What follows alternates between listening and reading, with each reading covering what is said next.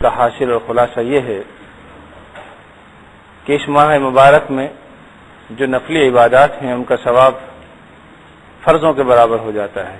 یعنی غیر رمضان میں جو فرائض ادا کیے جاتے ہیں تو نوافل کا ثواب فرائض کے برابر ہو جاتا ہے، اور جو فرائض ہم ادا کرتے ہیں، جو فرض ادا کرتے ہیں، اس کا ثواب 70 فرض کے برابر ہو جاتا ہے.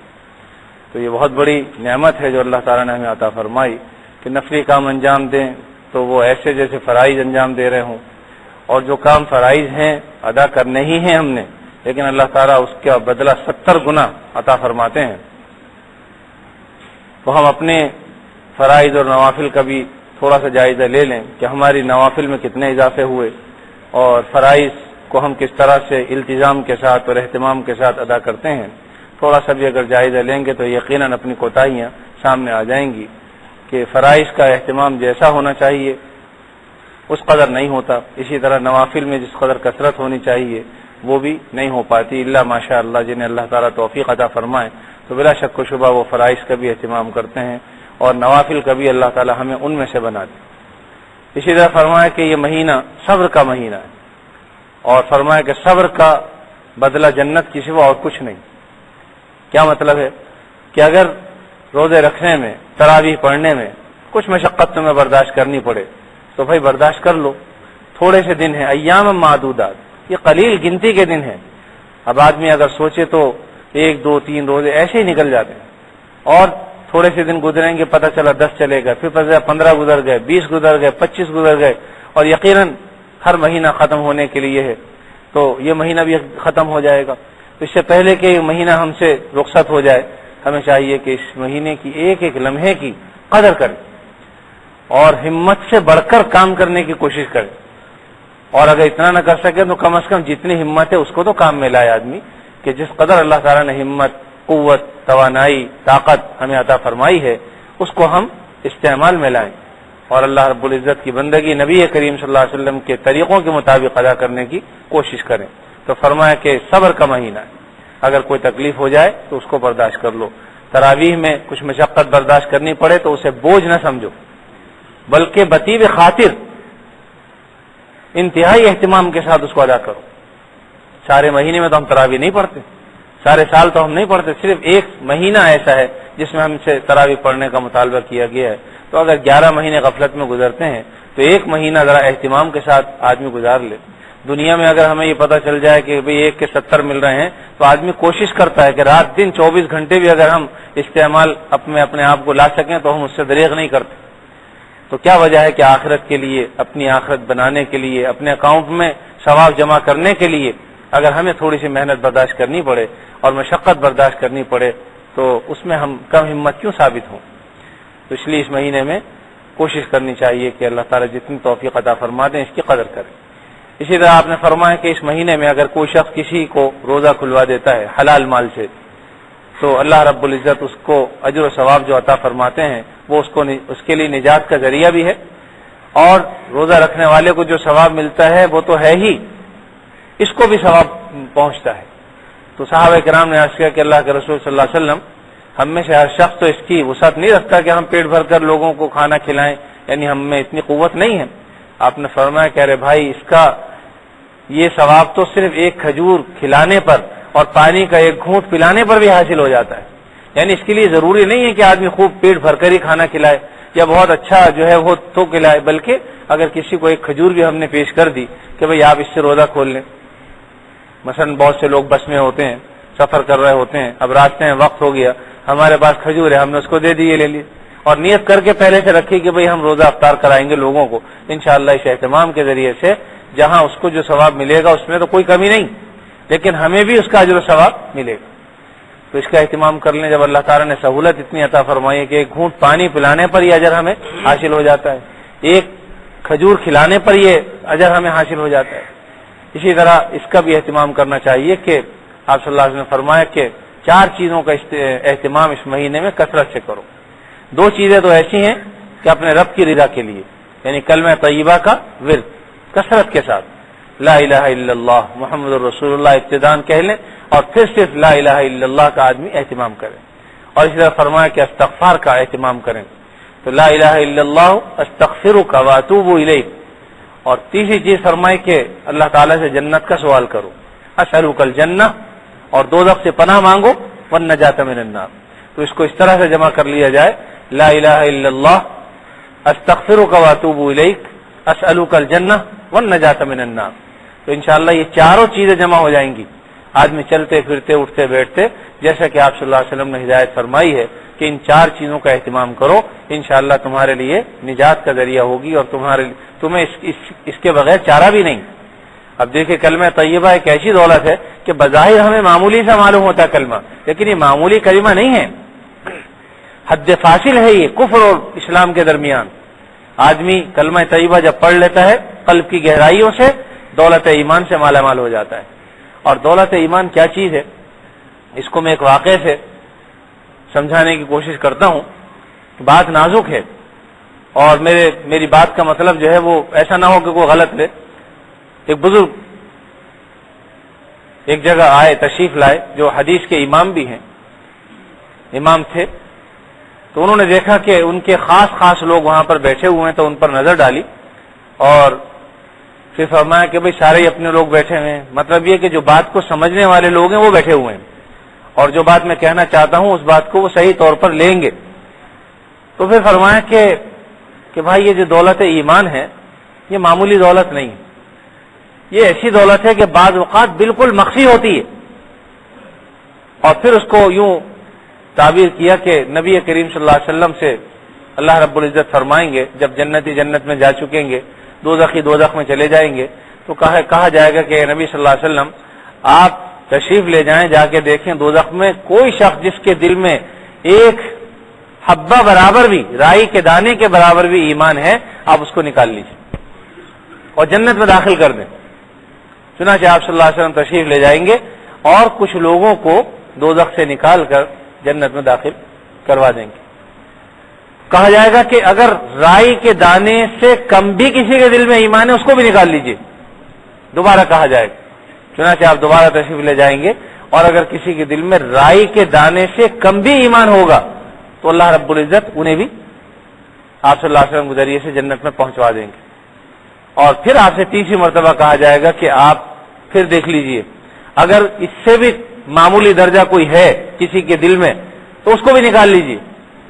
تو آپ صلی اللہ علیہ وسلم تشریف لے جائیں گے، لیکن کوئی شخص ایسا ملے گا نہیں، تو اللہ رب العزت فرمائیں گے کہ اب ہمارا کام شروع ہوتا ہے، یعنی وہ چیز جو تم سے مخفی ہے وہ ہم سے مخفی نہیں۔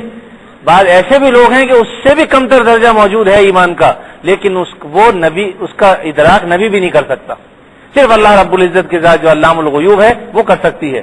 لہذا اللہ رب العزت 3 لپے بھر بھر کے اپنے ہاتھ کے جہنمیوں کو نکال کر جنت میں داخل فرما دے۔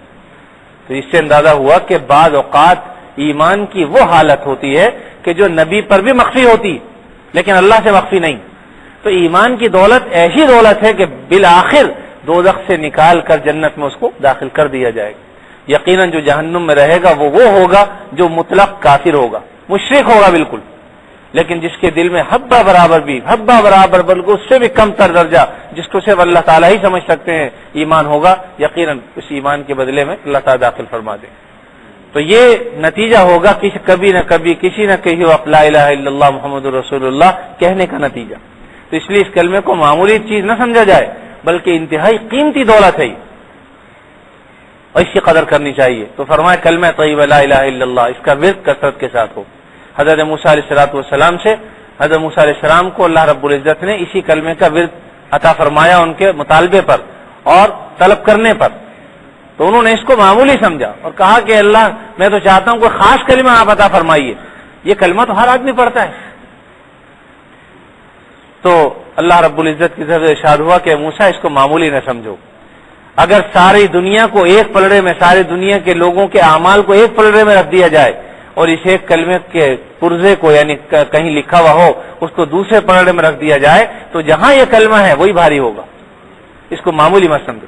اور اللہ تعالیٰ کا ضابطہ اور قانون ہے، جو چیز جتنی اہمیت کی ہوتی ہے اس کو اتنا ہی عام فرما دیتے ہیں۔ انسان کے لیے سانس لینے کے لیے ہوا کی ضرورت ہے تو اللہ نے اس کو عام فرما دیا، اگر ہوتی کسی کے بس میں تو وہ اس کو بھی جو ہے وہ کنٹرول میں کر لیتا، ہمیں نہ پہنچتی، اللہ نے عام کر دی ہوا، اس لیے کہ یہ انسانوں کے لیے زندگی کا ذریعہ ہے، حیات کا ذریعہ ہے۔ اسی طرح دیکھیے پانی ہے، اللہ نے عام کر دیا ہے، کتنی اہمیت کی چیز کہ پانی کے بغیر انسان نہیں رہ سکتا. تھوڑی سی پانی کی شارٹیج ہوتی ہے، کمی آ جاتی ہے تو کتنا واویلا مچ جاتا ہے. یہ تو اللہ کا احسان ہے کہ اللہ تعالیٰ عطا فرماتے رہتے ہیں. لوگ کہتے ہیں جب 2 دن کا پانی رہ گیا، 1 دن کا رہ گیا، 10 دن کا رہ گیا، یہ تو اللہ کی قدرت ہے، چلتا رہتا ہے، مسلسل چل رہا ہے. اللہ تعالیٰ کا اگر ہم شکر ادا کریں تو انشاءاللہ اس کی بھی نوبت نہ آئے.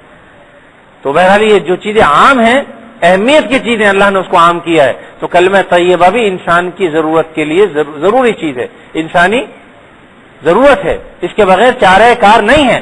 اس لیے اللہ تعالیٰ نے اس کو عام فرما دیا. میرے کہنے کا مطلب یہ ہے کہ اس کو معمولی کلمہ نہ سمجھا جائے، بلکہ انتہائی اہم کلمہ ہے. اس لیے چلتے پھرتے لا الہ الا اللہ محمد الرسول اللہ اولاً 2-3 مرتبہ پورا کلمہ پڑھ لیا جائے، اور پھر صرف لا الہ الا اللہ، لا الہ الا اللہ. اور بعد میں فرمایا کہ اس کو اس طرح سے پڑھ لیا کرو کہ جب داہنا قدم اٹھاؤ تو لا الہ الا اللہ، اور جب بایاں قدم اٹھاؤ تو الا اللہ، لا الہ الا اللہ، لا الہ الا اللہ، لا الہ الا اللہ. اس طرح آدمی عادت بنا لے تو انشاءاللہ زبان سے اگر نہیں بھی کہیں گے، آپ کا دل اور قلب ایک دن جاری ہو جائے گا کہ جب بھی آپ قدم اٹھائیں گے خود بخود نکلے گا لا الہ، اور اگلا قدم اٹھائیں گے تو الا اللہ خود بخود ادا ہوگا. آپ خود جب اس بات کو محسوس کرنے لگیں کہ ابھی اب الحمدللہ یہ حالت ہو گئی ہے کہ چلتے پھرتے اٹھتے بیٹھتے اس کلمے کا دھیان رہتا ہے، اس میں آدمی مستغرق رہتا ہے، بس سمجھ لیجیے کہ اللہ تعالیٰ نے بہت بڑے دولت عطا فرما دی. اور اس پر آدمی غرور بالکل نہ کرے، تکبر کا راستہ اختیار نہ کرے، اس پر اللہ تعالیٰ کا شکر ادا کرے. اللہم لک الحمد ولک الشکر. اے اللہ تمام تعریفیں آپ کے لیے، شکر آپ کے لیے کہ آپ نے اس کی توفیق عطا فرما دی. اور نہ ہم کیا، ہماری حیثیت کیا، اللہ تعالیٰ کی دی ہوئی توفیق سے ہی ہم سب کچھ کام کرنے کے لائق ہوتے ہیں. اور اس کے بعد استغفرک واتوب الیک. استغفار کو بھی معمولی چیز نہ سمجھا جائے. حدیث میں آتا ہے کہ جس شخص نے اپنے اوپر استغفار کو لازم کر لیا تو اللہ رب العزت تنگی، ترشی، رزق کی تنگی ہو، مالی تنگی ہو، اس کو دور فرما دیتے ہیں. مصیبتیں ہوں، پریشانیاں ہوں، غم ہوں، افکار ہوں، ہموم ہوں، اللہ تعالیٰ ان کو بھی ان سے نجات عطا فرما دیتے ہیں. تو یہ استغفار کا مطلب ہوتا ہے کہ اللہ میں توبہ کرتا ہوں گناہوں سے، استغفرک واتوب الیک. یہ تو 2 چیزیں ہیں. اور تیسری چیز ہے اسألک الجنہ. اے اللہ میں آپ سے جنت کا سوال کرتا ہوں، عطا فرما دیجیے. والنجاۃ من النار. اور اللہ میں دوزخ سے نجات کا طالب ہوں، مجھے دوزخ سے بچا لیجیے. تو دیکھیے یہ چاروں چیزیں ایسی ہیں کہ 2 چیزیں تو ایسی ہیں کہ اس کے بغیر چارہ کار ہے ہی نہیں. ہم میں سے ہر شخص چاہتا ہے جنت مل جائے، ہر شخص چاہتا ہے دوزخ سے چھٹکارا اور نجات مل جائے. اور 2 چیزیں جو ہے وہ اللہ رب العزت کی تعریف اور اللہ رب العزت کی عبادت کا ذریعہ ہے، لا الہ الا اللہ اور استغفرک واتوب الیک. تو یہ رمضان المبارک کے مہینے میں اس کا اہتمام کر لینا چاہیے. اللہ رب العزت اپنے فضل و کرم سے ہمیں ان باتوں پر عمل کرنے کی توفیق عطا فرمائے، اور اس مہینے کی ایک ایک گھڑی کو، لمحے کو، ساعت کو قیمتی بنانے کی اللہ تعالی ہم سب کو توفیق عطا فرما دیں. وآخر دعوانا الحمدللہ رب العالمین. الحمدللہ رب العالمین والعاقبۃ للمتقین والصلاة والسلام علی رسولہ الکریم سیدنا مولانا محمد وعلى آلہ واصحابہ اجمعین. لك الحمد على ما قضيت ولك الشكر على ما أعطيت تباركت ربنا وتعاليت. نستغفرك اللهم من جميع الذنوب والخطايا ونتوب إليك. لا ملجأ ولا منجا ولا ملتجا منك إلا إليك. اللهم إنا نعوذ برضاك من سخطك وبمعافاتك من عقوبتك وبك منك لا نحصي ثناء عليك أنت كما أثنيت على نفسك برحمتك يا أرحم الراحمين. اے اللہ اپنے فضل خاص سے ہمارے گناہوں کو معاف فرما، ہمیں عافیت والی زندگی عطا فرما، ہر قسم کے شر سے، فتنوں سے ہماری حفاظت فرما. ہم میں جو بیمار ہیں انہیں شفا عطا فرما. اے اللہ ہماری بیماریوں سے اور ہمارے بیماروں سے آپ واقف ہیں، اپنے فضل و کرم سے اے اللہ سب کو شفا کامل عاجل عطا فرما. ایک خاتون کئی دنوں سے کومے میں ہیں، ان کے لیے دعا فرمائیے کہ اگر اللہ تعالیٰ نے ان کی زندگی باقی رکھی ہے، باقی ہے ابھی، تو صحت و تندرستی کے ساتھ اللہ تعالیٰ عطا فرما دیں. اور اگر ان کا وقت آ گیا ہے تو اللہ عافیت کے معاملے فرمائیں. اور بھی جو بیمار ہیں اللہ تعالیٰ سب کو شفا کامل عاجل عطا فرما دیں. یا اللہ اپنے فضل و کرم سے ہمارے گناہوں کو معاف فرما، ہمیں ہمت اور طاقت اور توانائی عطا فرما. اے اللہ اپنی بندگی بہتر طریقے پر ادا کرنے کی توفیق عطا فرما. اے اللہ کسی سے محبت ہو تو اپنی تیری ذات کے لیے ہو. اے اللہ دشمنی، بغض و عداوت ہو تو تیری وجہ سے ہو. خواہشات نفسانی پر چلنے سے اللہ ہماری حفاظت فرما. ہمیں آپس میں باہم شیر و شکر فرما، ایک دوسرے کا احترام اکرام کرنے کی توفیق عطا فرما. جو غلطیاں ہو گئی اللہ انہیں معاف فرما. اے اللہ ہم میں جو پریشان ہیں ان کی پریشانیوں کو دور فرما. اے اللہ جو مالی اعتبار سے کمزور ہیں اور پریشان ہیں، اے اللہ رزق کی تنگی کا شکار ہیں، اپنے فضل و کرم سے اللہ ان کے رزق میں وسعت عطا فرما. اے اللہ جو لوگ